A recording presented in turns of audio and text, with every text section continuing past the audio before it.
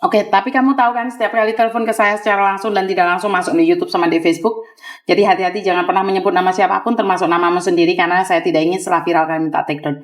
Oke, kenapa Mbak? Kok sampean sepertinya pingin menangis? Ada apa ini? Gini aja, aku kan di sini kerja majikannya itu ya begitulah, agak rewel terus kerjaannya itu saya kerja di sini itu kayak tukang, terus saya sudah mengadu ke agent, tapi dia itu malah nutupi kelakuannya majikanku, terus katanya yang pembantunya dulu itu kerja 6 tahun, terus aku itu bertahan ya KC, sampai habis potongan. Kalau aku kuat ya tak jalanin, kalau aku nggak kuat aku putus kontrak gitu KC. Terus setelah itu kok aku ternyata nggak kuat KC, soalnya majikanku tidak ada perubahan karena itu sudah sifat gitu KC. Terus aku memutuskan putus kontrak. Aku bikin surat itu. Surat itu palsu, alasannya aku disuruh suamiku pulang ke Indonesia karena anakku nggak mau sekolah, alasannya gitu, biar alasan tepat itu, padahal itu hanya bohong gitu kan Terus aku bikin surat itu, terus dia itu nggak mau tanda tangan gitu, pengunduran diriku nggak mau, terus dokumenku itu dipegang majikan gitu, terus aku nggak bisa berkutik ya KC. Terus ya udah, kalau dia itu mohon aku disuruh kerja di sini, kamu kerja di sini 2 tahun ya, nggak bisa sampai 1 tahun aja ya, aku nggak bisa, dia mohon, terus akhirnya hatiku luluh, terus aku disuruh nunggu pembantunya yang baru. Aku tuh mau KC. Terus itu aku nunggu sampai udah 2 bulan ya KC. Yang baru itu kok nggak ada respon gitu ya KC. Terus aku masih diem. Tapi majikan saya itu kok kelakuannya semakin menjadi KC. Aku tuh udah tidak tahan kelakuannya. Terus kerjaannya itu udah ditarget, udah kayak tukang. Aku sudah nurut, aku enggak bantah, pokoknya aku enggak ngelawan, aku diem terus. Terus hatiku ini sudah enggak tahan. Terus itu ada surat dari imigrasi bahwa namaku itu udah, kontrak kerjaku itu udah diputus dari imigrasi tanggal 1 bulan 3 KC. Terus aku mau tanya sama Kak Jai gini, seandainya itu saya mau berontak, pengen pulang 1 bulan 1 akhir, bisa nggak Kak Jai? Ya, tapi majikanku nggak mau melepaskan saya. Saya telepon agent saya yang nggak mau bantu aku gitu Kak Jai. Oke, sebelum saya tanya nih, sebelum saya jawab nih, saya nanya, kamu berapa lama di Hong Kong? Saya di sini 11 jalan, mau 11 tahun, 11 bulan? Iya, enggak, 11 bulan. Oke, ini majikan pertama bagi kamu? Iya, enggak, saya dulu pernah di sini 14 tahun gitu. Dengan umur berapa sekarang? Saya umur 42. Oke, jadi kamu nekat pingin pulang?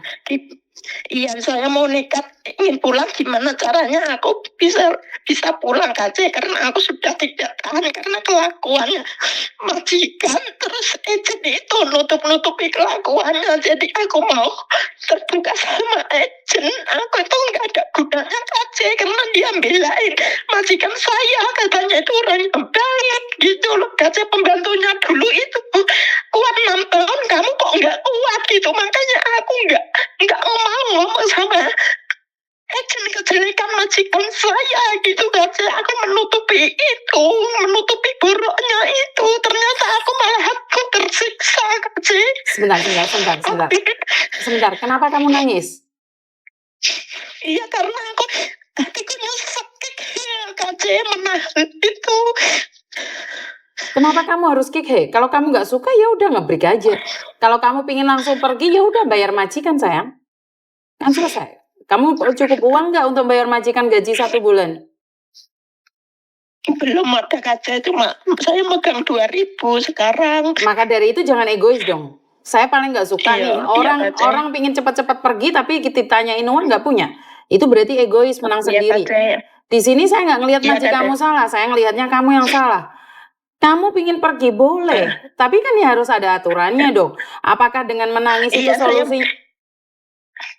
Iya Kak, aku kan minta solusinya Kak, gimana caranya yang terbaik gitu loh Kak. Makanya saya bilang nih, bagaimana kamu bisa memberikan sesuatu yang terbaik sementara kamu nggak punya apa-apa sayang?